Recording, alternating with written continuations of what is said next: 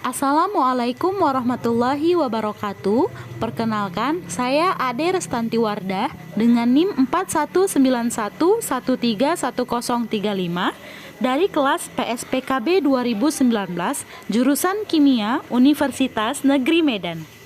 Pada kesempatan kali ini, saya akan membuat video mengenai penjelasan proyek saya dengan judul Pencemaran Lingkungan yang disebabkan oleh limbah rumah tangga.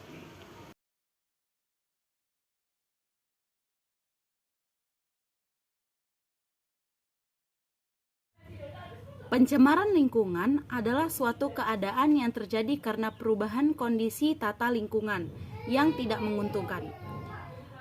Hal ini disebabkan oleh kehadiran benda-benda asing seperti sampah, limbah industri, minyak, logam berbahaya, dan lain sebagainya. Pencemaran lingkungan berhubungan erat dengan limbah. Permasalahan limbah timbul karena tidak seimbangnya produksi limbah dengan pengolahannya, dan semakin menurunnya daya dukung alam sebagai tempat pembuangan limbah. Sampah domestik atau limbah rumah tangga merupakan bahan buangan yang timbul karena adanya kehidupan manusia.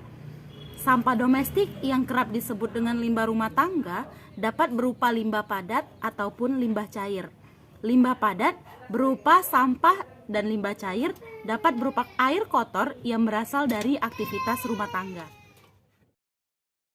Berdasarkan latar belakang tersebut, saya tertarik untuk melakukan observasi langsung ke lokasi yang menjadi tempat pencemaran lingkungan yang disebabkan oleh limbah rumah tangga. Adapun lokasi yang dijadikan objek pengamatan pada artikel ini adalah Desa Mekarlaras, Kecamatan Tanjung Tiram, Kabupaten Batubara pada tanggal 7 Mei tahun 2022.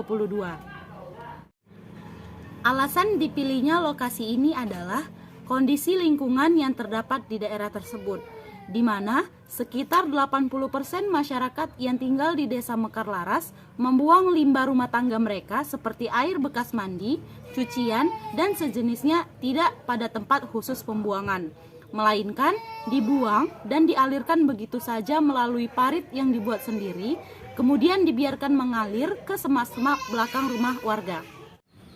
Seperti yang dapat kita lihat bersama, terdapat di Desa Mekarlaras, Kecamatan Tanjung Tiram, Kabupaten Batubara, di mana masyarakat sekitar sini terbiasa dengan membuang limbah rumah tangga yang terdiri air bekas cucian, bekas mandi, dan bekas melakukan aktivitas lainnya ke belakang rumah, di mana belakang rumah warga hampir seluruhnya dipenuhi oleh rawa-rawa, hutan, dan ladang yang dimiliki oleh mereka sendiri.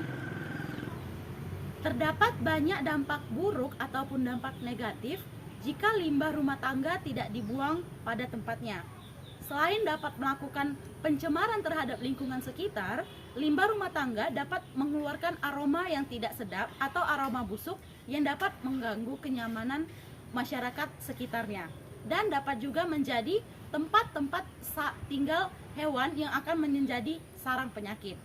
Salah satu dampak negatif dari pembuangan limbah rumah tangga yang berantakan adalah terjadinya banjir, di mana saat air hujan turun, tidak ada saluran air yang dapat mengaliri air hujan ke tempatnya, di mana saluran-saluran air yang seharusnya menjadi tempat aliran air hujan sudah digenangi oleh tumpukan-tumpukan sampah dan material-material rumah tangga lainnya. Dapat kita lihat bersama seperti yang ada di depan kita semua.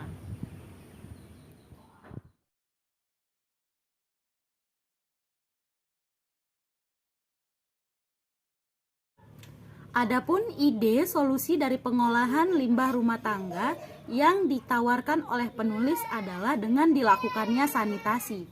Sanitasi adalah bagian dari sistem pembuangan air limbah yang khususnya menyangkut pembuangan air kotor dari rumah tangga. Dapat juga dari sisa-sisa proses industri, pertanian, peternakan, dan rumah sakit. Ditinjau dari lingkungan tempat terjadinya pencemaran, jenis sanitasi yang pantas dilakukan adalah dengan membangun sumur serapan air.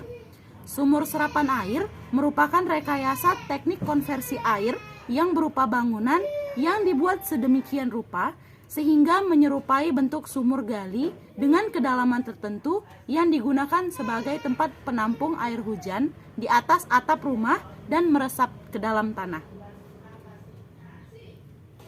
Selain dapat menampung air hujan, sumur resapan air juga dapat menampung air limbah yang dimaksud seperti air limbah rumah tangga. Adapun alasan penulis memberikan ide dengan membuat sumur resapan air karena sumur resapan air memiliki banyak manfaat. Di antaranya adalah dapat mengurangi aliran permukaan dan mencegah terjadinya genangan air, sehingga mengurangi terjadinya banjir dan erosi. Kemudian dapat mempertahankan tinggi muka air tanah dan menambah persediaan air. Selanjutnya adalah dapat mencegah menurunnya lahan sebagai akibat pengambilan air tanah yang berlebihan. Berdasarkan penelitian yang telah dilakukan oleh Aziz A dan kawan-kawan, proses pembuatan sumur serapan yang dilakukan di Kelurahan Maradekaya, Kota Makassar adalah sebagai berikut. Pertama, penggalian tanah dengan diameter 100 cm sedalam 3 meter. Kedua, pemasangan dinding sumur menggunakan buis beton. Ketiga, saluran pemasukan yang mengalirkan air hujan dari talang ke dalam sumur resapan dengan menggunakan pipa paralon. Selanjutnya, pembuatan bak kontrol. Selanjutnya, pemasangan talang air. Dilanjutkan dengan saluran pembuangan dari sumur resapan menuju parit yang berfungsi untuk membuang limbah. Selanjutnya, saluran pembuangan dari sumur resapan menuju parit yang berfungsi sebagai membuang limpahan air saat sumur resapan kelebihan air. Kemudian terakhir, isi lubang sumur resapan air dengan ijuk dan kerikil.